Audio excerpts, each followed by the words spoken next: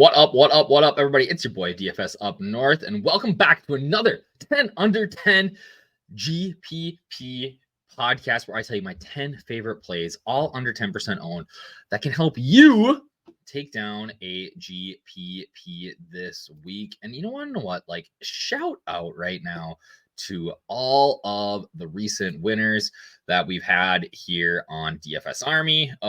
Some guys have just been absolutely crushing. I'm going to try to bring them up right now because I was looking at this earlier and guys have been absolutely smashing. We had a $7,000 win last night. Or no, sorry, Styles, man. $9,000. Let me bring this up here for you guys, because this is what we do at DFS Army. Let me stop the screen here, share a new one, and we'll bring up our boy Styles, man, who is just smashing, right? $9,500, 132.85 points in the showdown last night. Like, seriously.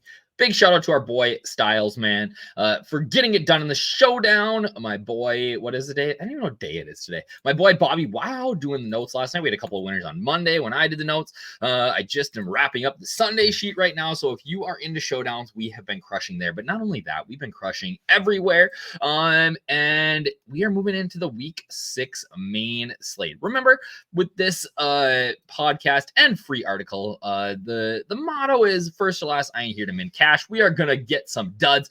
Guys are low owned for a reason, right? We are just trying to identify 1 to 2 players that can help us take down a GPP. All right. Last week, it was okay. We had some hits. Brian Thomas Jr., my boy from Jacksonville. Not bad. We had Bo Nix, right? 23.14. He was the QB7. We had Jalen Tolbert coming in clutch in the late game with 18.2 points. But for the most part, couple of swings and misses last week, so but that's sort of the nature of the game. As we remember, chalk is chalk for a reason. And last week we had a little bit of a chalky slate. So as we get into this week, there are some guys that I am really high on. And for me, it starts with the cover boy here, Baker Mayfield. The Hurricane came through Tampa Bay. They got out of Dodge, got to New Orleans, getting ready to play the Saints. And we got Baker Mayfield here coming in at 3.19%, owned 6,500. I think he is a elite play on either site. He's had one game that he struggled this year, Denver Broncos.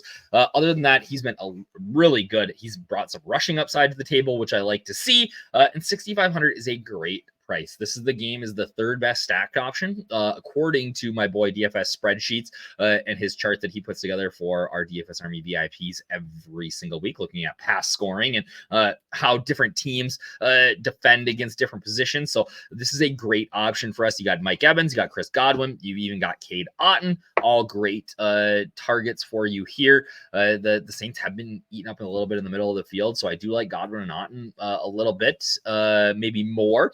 On the other side of the ball, you got Chris Olave, Spencer Rattler's under center. Not really sure what that's going to look like, but Olave is a stud.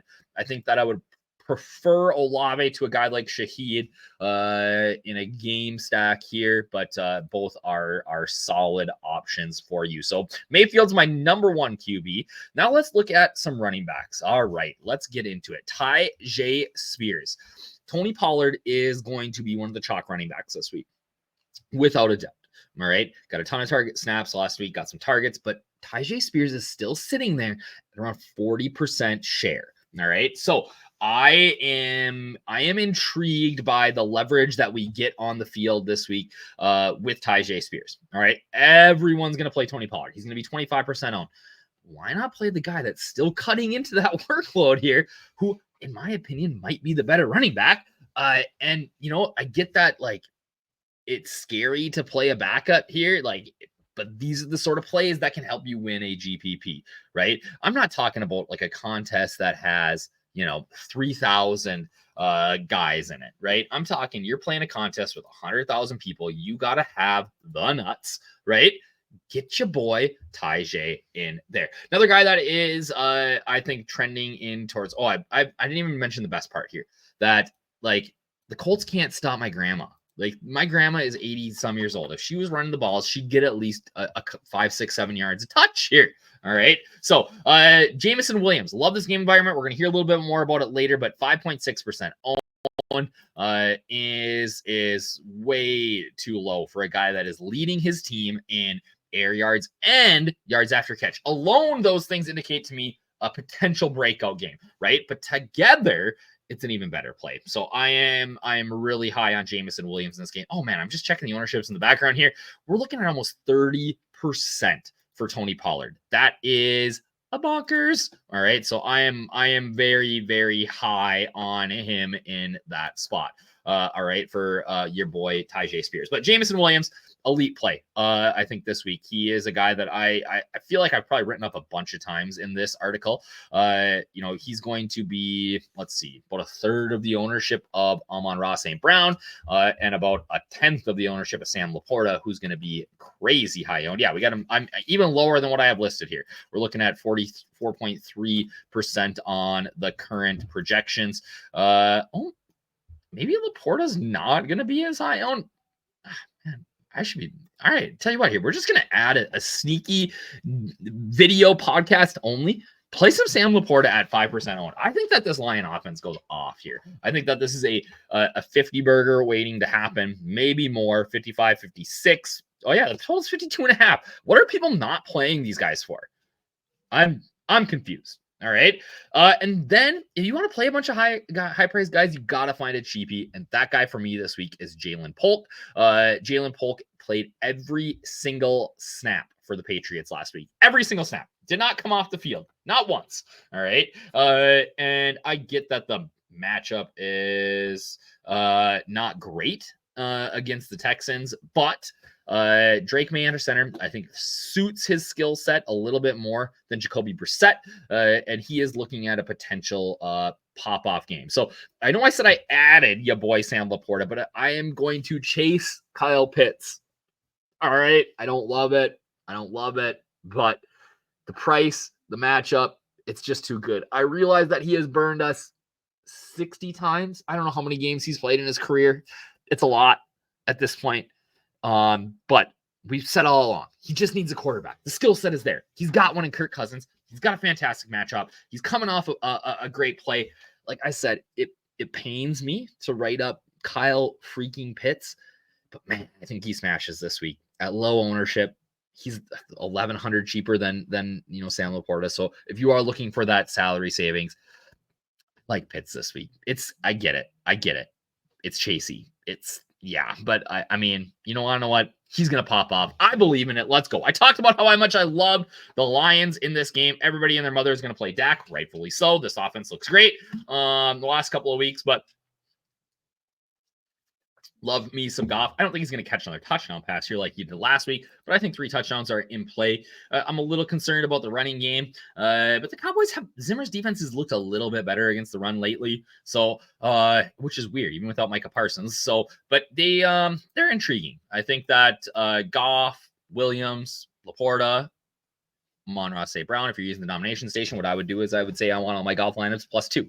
All right, I want 2 receivers in there, and then give me a run back, Lamb, Tolbert, even a Kevontae Turpin. All right. All viable run back options here. Don't love Dowdle. The Lions defense, run defense is pretty good. Yeah. I mean, even Goff went 18 of 18 last week, which is wild. All right. Another quarterback. I usually don't list 2 quarterbacks here, but I just think that the ownership is too low on this guy. And I hate to say it as a Vikings fan.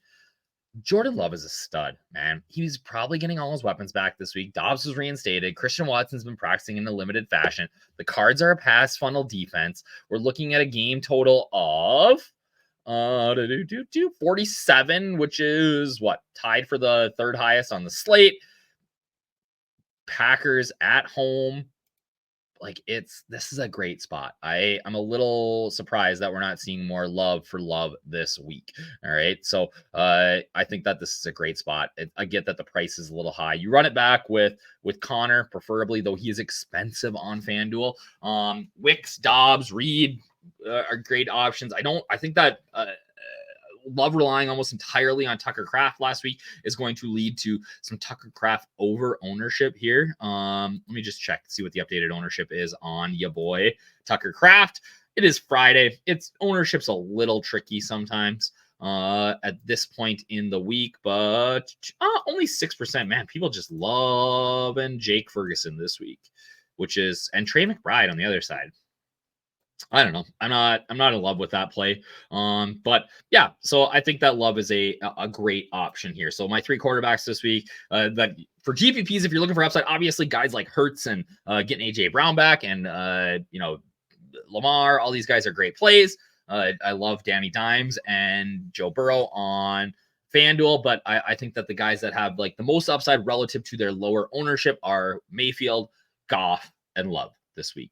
As we go down, we got Tyrone Tracy went wild last week with Devin Singletary out, 129 rushing, 129 yards rushing. Brian Daboll said that Singletary will see this week, even if he's back. I kind of hope that he's active because Tracy's number is going to climb through, I think, the next 2 days here. I think we're already a little bit higher than we were. Yeah, just slightly. Okay. But I love Tracy this week. I get that he wasn't the starter last week, but Eric Gray had a terrible fumble. They're not interested in Eric Gray, especially after the 129 yards from Tyrone Tracy. I am the leader of the Tyrone Tracy bandwagon. All right. I think that he smashes here. Another piece of this Falcons offense against the terrible Carolina Panthers is Darnell Mooney. We've said for years that this guy just needs to get somebody that can throw him the ball, let him run. Had a ridiculous 16 targets last week, 2 tutties. And Kirk Cousins is his guy. So love Darnell Mooney here. Pretty cheap, 6,500. You're going to pay a little bit more. I am in on AJ Brown. I'm assuming this ownership is already probably over 10%. Yep, we are. Oh, no, I'm looking at Chase Brown. Why is he so high? That seems too high. Yeah, 12%, right? So it was lower when we wrote this, but I just think that Brown is an elite play regardless of the ownership this week. Anything under 20%, I think he is a smash. The Browns have been torched on the outside by receivers. Brown back, fully healthy, had the bye week again last week to heal up.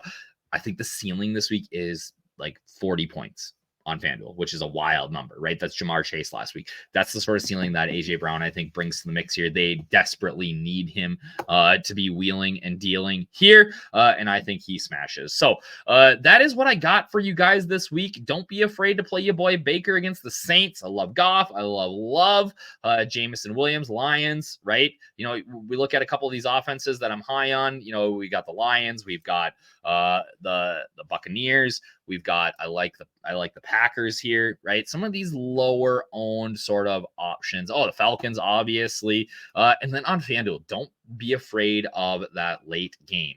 All right. I love a little Danny Dimes hammer time at the end here. So I appreciate it. Leave me in the comments who you think is going to be the best under 10% owned play this week. And we will check you guys later. Peace.